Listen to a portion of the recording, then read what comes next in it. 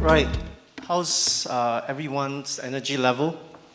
Do you need to stand up and stretch? No? Yes? Let's stand up and stretch then. Anybody want to lead the exercise? While you stand up and stretch, maybe a little bit about myself and Ipsos. I'm Joseph. Lisa, where's Lisa? She's gone off. I wanted that book. I wanted that book. We want the Joseph book. Of course. Well, I have two kids. One's Zachariah and the other one's Natalie, so that would be fun. So I'm the managing director for Ipsos in Singapore. What is Ipsos? Ipsos is a French-based market research company. Globally, we're the third largest market research company globally. We have footprints in about 85 countries, probably including, well, more now at this point in time. So we have a strong presence in Asia-Pacific area. Our key focus, our key business is really on market research, marketing research. I'm a little bit careful when I say I'm in market research because some people might just ask me, so which stock should I buy? I'm not too sure. That you have to ask the stockbroker. So sometimes I do have to say that we're marketing research. So that's the business we're in. So today I'm going to share with you top 5 tips of how to optimize your advertisement in the digital age, especially with multiple platforms that we have. Now, these tips are by no means exhaustive. This comes from a series of in-house research, talking with digital experts within the space itself to come up with the 5 tips. Question number 1, how many of you have more than one smart devices? How many of you have more than one smart devices now? All right. Over half of the Asia population uses 3 or more devices, and in Singapore, 48% of the users actually have 4 or more screens. So this is the world that we live in, the complex world of the digital age, where people are distracted, people have multiple screens, sometimes looking at all 3, 4 screens at the same time. So interesting pictures. You can see the differences, right, between the top and the bottom. In the past, we used to lean against the wall and read newspapers, read a book. Now, we lean against the wall and look at the screens. So the digital world is constantly and continuously evolving. I think Lisa has shared, and likewise for Seema, where the kind of world we live in. But what's interesting about this picture, which most people will not notice, is there's something similar. We're still standing against the wall and looking at something, waiting for things to happen. And that's essentially what it is with brand communications. The platform has changed, or the platforms have increased tremendously, but the objective of brand communication has not. A 19th century French philosopher, well, by the way, Ipsos, I did say is French, a 19th century French novelist, Jean-Baptiste, have once said in French, I'm not going to repeat that in French, I don't speak French, the more things change, the more things remain the same. And that's essentially what brand communication is, the objective of brand communication. Essentially, there are 2 main things. From a short-term perspective, brand communication is used as a form of call to action, to generate or elicit a response from viewers, from consumers, from people who looked at the communications, right, to act, what we call activation. On a longer-term perspective, it's about building relationship. Right? The ads, that's campaign that is not asking you to buy the product now, but make you feel closer to the product, to the brand itself. So digital has not actually changed the purpose of brand communication. It's just given us a lot more platform in which we deliver the message. So in terms of digital, it has multiple possibilities, but at the same time, it raises a lot of questions at this point in time. How can I generate more sharing, more virality? How can my brand win and hold attention amongst all the competition?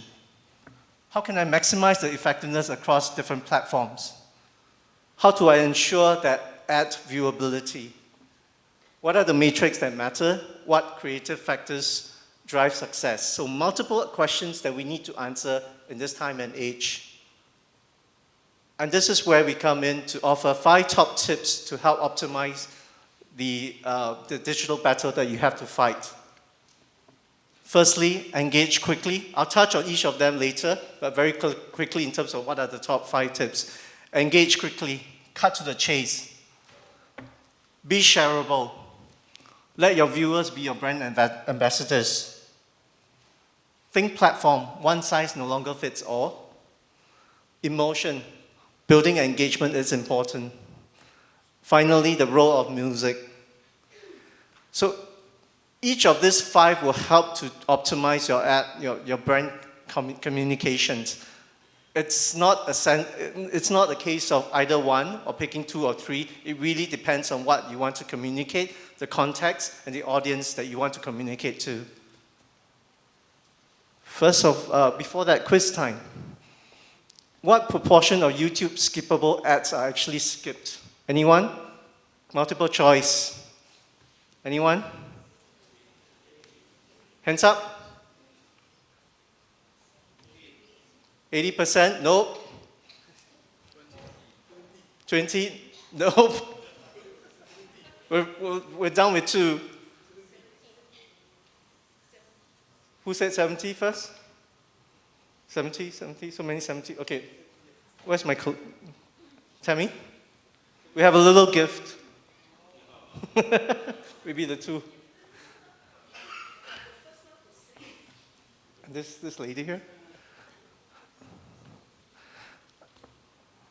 All right. It's 70. So 30%, well, before that, sorry.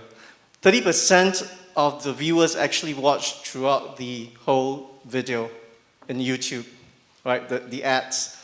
Now, you might think that, is that a lot? Well, think about it. How many millions of YouTube views does a good YouTube will generate? Now, what's the purpose of this slide? A squirrel's attention span is 1 second, but it will spend 4 minutes focused on an acorn. The purpose of this slide, other than to insert a cute picture of an animal, which, by the way, does tend to work, is really to tell you this. Right? People will pay attention to what interests them, right? To what are the things that's relevant to them. How you say it is as important as what you say, as well as where you say it. So let's go straight to the first tip. Engage quickly, cut to the chase. Now, Facebook consider a view, if you look at the video beyond 3 seconds, YouTube 5 seconds. So what does this actually mean? You have very limited time in which you can engage your viewers and your consumers. But actually, in Ipsos, when we look at the multiple kinds of research done, the multiple ads that we test, we do test quite a fair bit of them globally, 7,000 to 8,000 a year. You actually don't need that long all the time. Typically, the first 10 seconds is where you will get the bulk of what you want to achieve. So if you can look at this chart, I'm not going to go into the math or science of it. I'm not a statistician. Basically, you can see that ad recall, things like ad recall, awareness of a brand, getting people to consider purchasing, you get more than half of your impact within the first 10 seconds. So you really need to think carefully about what you're trying to say within the first 10 seconds. Try this. How do I get this to? Okay, let's play this. Hey kid, we shorter guy, wanna run? All right. Well, everybody's heard about the bird. Bird's a word, when a bird, bird is a word, when a bird, when a bird is a word, when a bird. Hey kid, we're shorter guy. Wanna run? Hey kid, we're shorter guy. You're up. 稽古に行くんだけど一人足りないんだ。 We're short a guy. Let's go.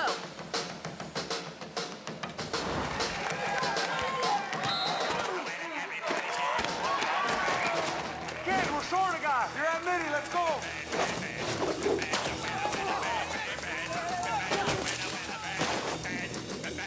Hey kid, dry up. We're short again.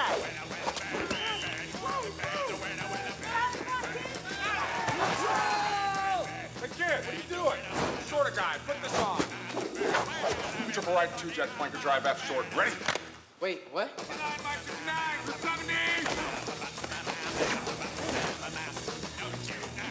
Where's he going?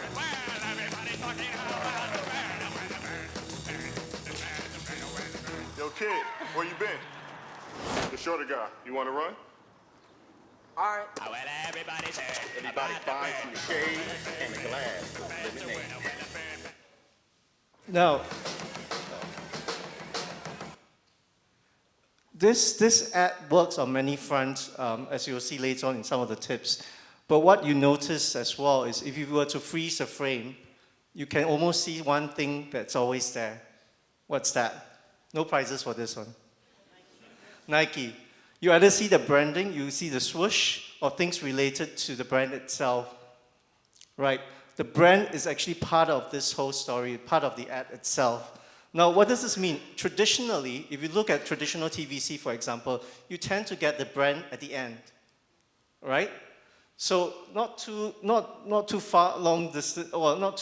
ago, brand owners, what do? They have a traditional TVC, they cut it, put it on digital. What happens?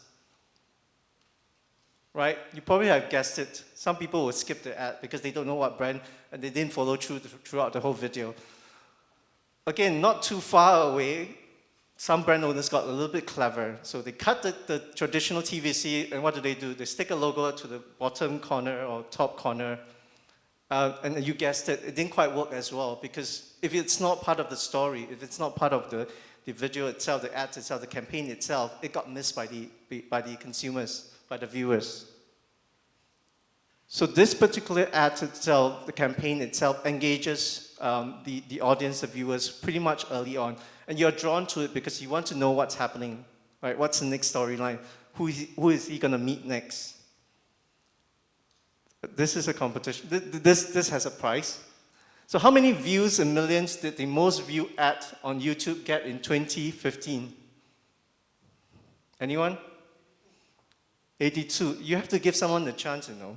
Yes, you got it right. And do you know what ad is this? Sorry.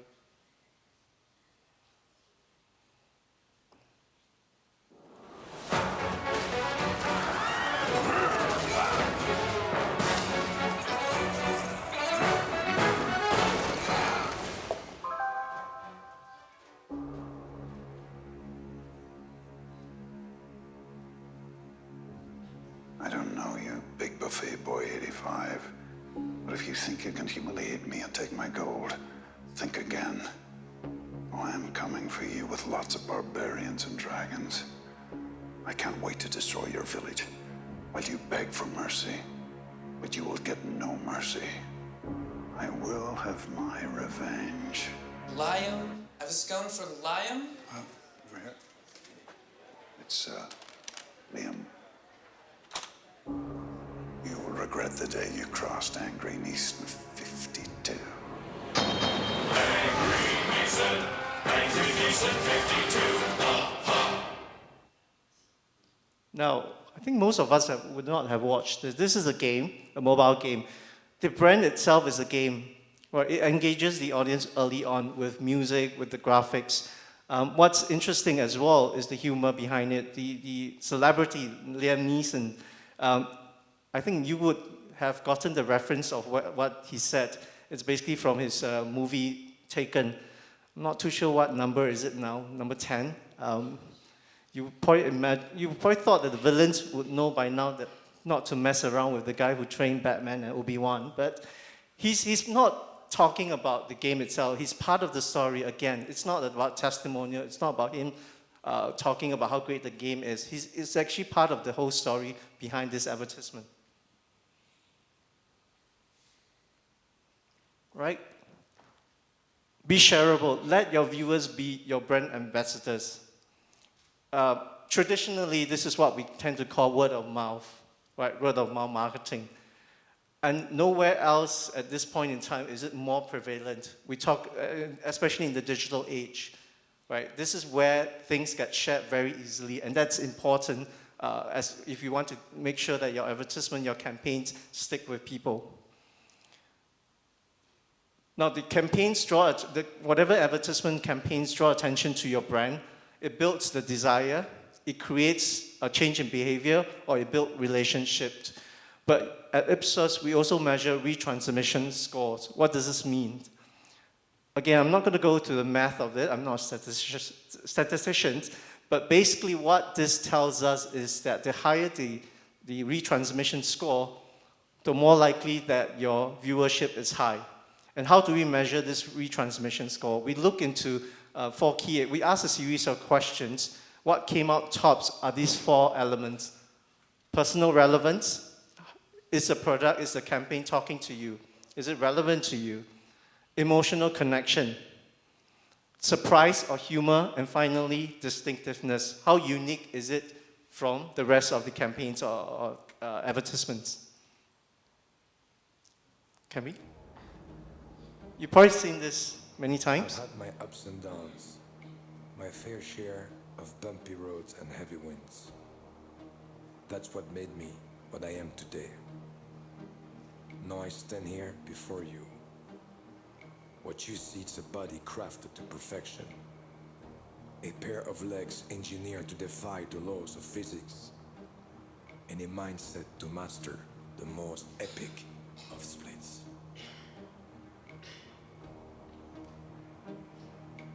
Who can say where the road goes, where the day flows, only time.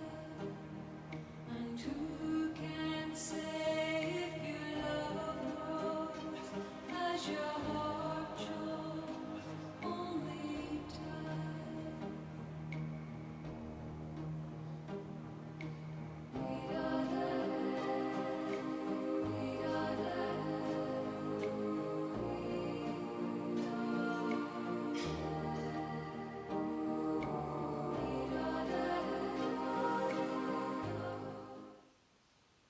Now, this ad works on many different fronts. If you recall the transmission score we talked about earlier.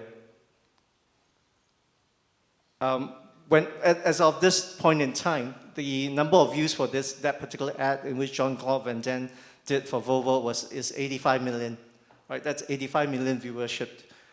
The ad works on many fronts. When we ask people, those who have watched the ads, would they consider Volvo? Quite a fair number of them would say that now, yes, they would consider Volvo.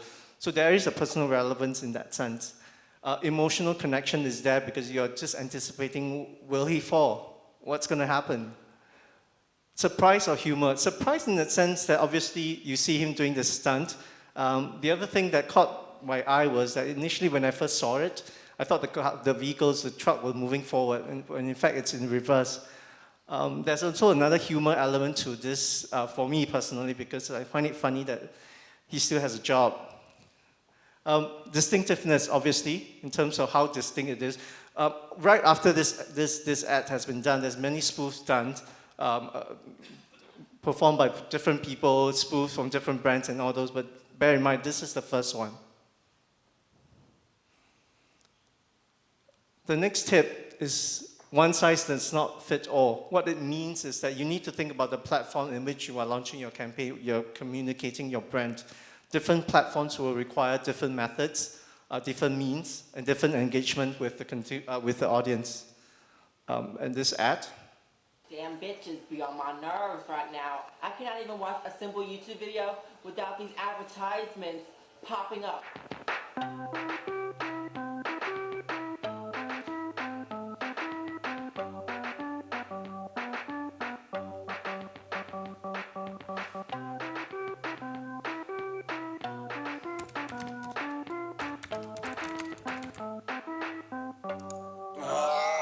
YouTube and I hate these things. This guy's just trying to watch a graphic animal attack video, but no, I have to sit through an ad. Stupid, incredible deal.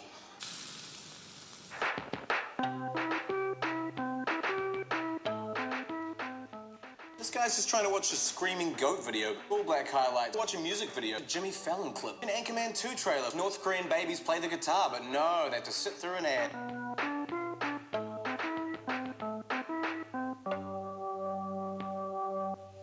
Now, Burger King did a fantastic campaign with regards to the YouTube platform. I believe many of us would wait in anticipation to wait for the 5-second count to be finished and then skip the ad. But knowing this issue, knowing this problem, what they did was to, well, in this case, probably using big data to understand what are the most popular searches, and actually did a campaign, a pre-roll advertisements related to those searches. And whenever you search and click onto those, this ad actually is played back to the audience, right? So it helped them to actually send out, become relevant in that sense, despite most of us trying to skip an ad. Another thing, when you think about the different platforms that you advertise, you communicate your brand, is that 85% of Facebook videos are watched without sound. I think it's probably because we do it in the office. So again, another video. Hi, Aaron. Show me what it looks like to run like a girl. Here. Show me what it looks like to fight like a girl. Now throw like a girl. Aw. So do you think you just insulted your sister? No. I mean, yeah, insulted girls, but not my sister. My name is Dakota, and I'm 10 years old. Show me what it looks like to run like a girl. Throw like a girl. Fight like a girl. What does it mean to you when I say run like a girl? It means run fast as you can.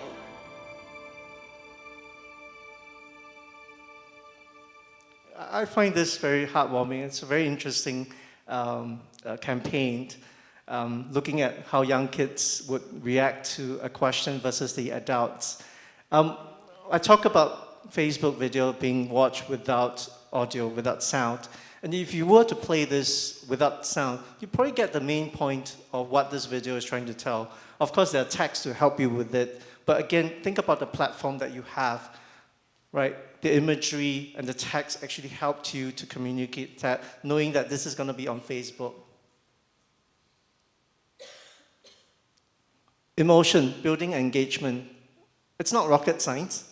I think most marketers, most agencies would tell you that, yes, this is a very important element of having a successful campaign, building engagement, creating emotions with your viewers.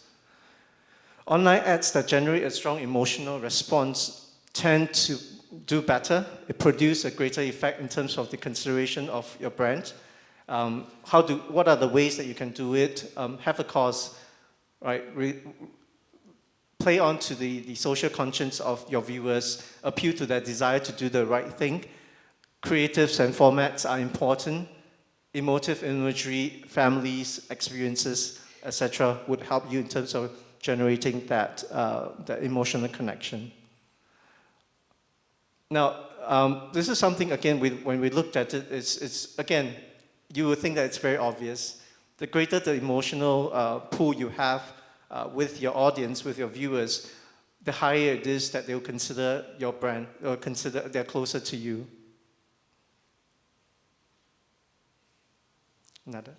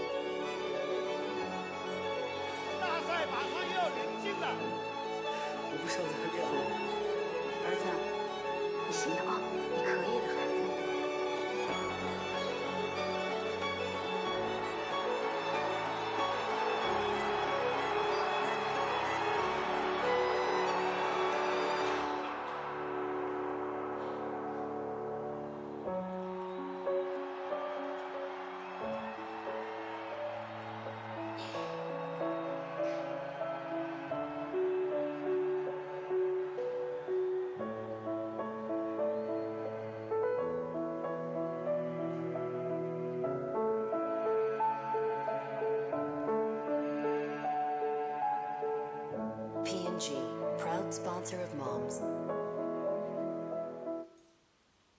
Now, the context of this campaign is the real games. So obviously you can see that it's not about asking you to buy a product. It's about building the brand relationship with viewers and connecting with them.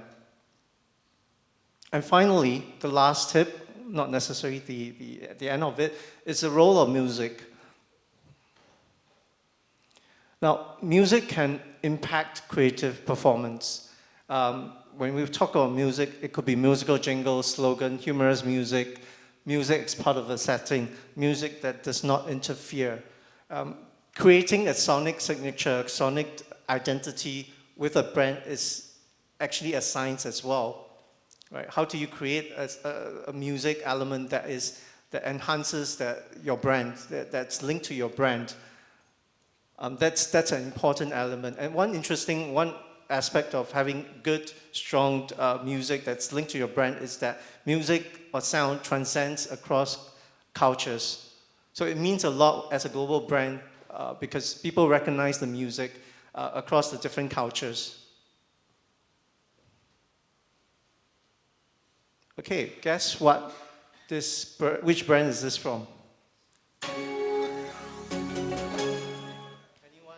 Anyone except the gentleman? Yes? Sorry? Intel, correct.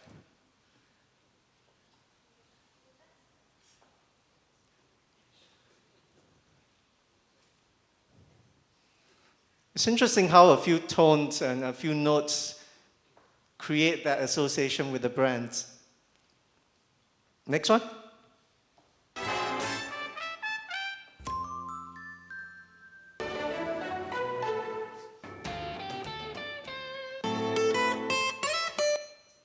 Yes, McDonald's, correct. That lady over there. And it's interesting when you hear the McDonald's jingle, it's different kind of musical instruments, probably from different culture as well. Again, you could recognize it as McDonald's. So that is actually the power of music. You don't even need imagery, and straight away you can link back to what the brand is, what is it trying to communicate. Hands up if you can almost imagine the burgers, the lettuce when you hear that sound.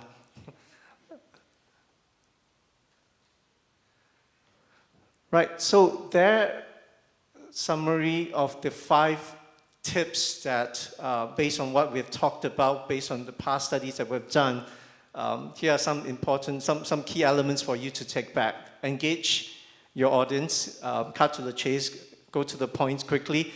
Long ads are no longer necessary. What's important is how do you engage them. Be shareable. I think that is the beauty of advertising in the digital media, that it can be shared very easily. So be mindful of that.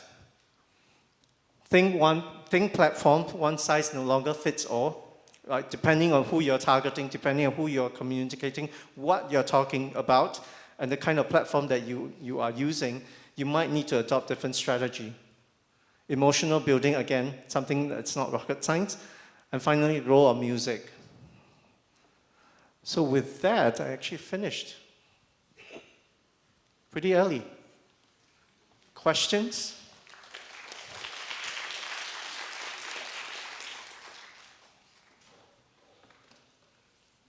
Questions, or everybody is running out to the toilet?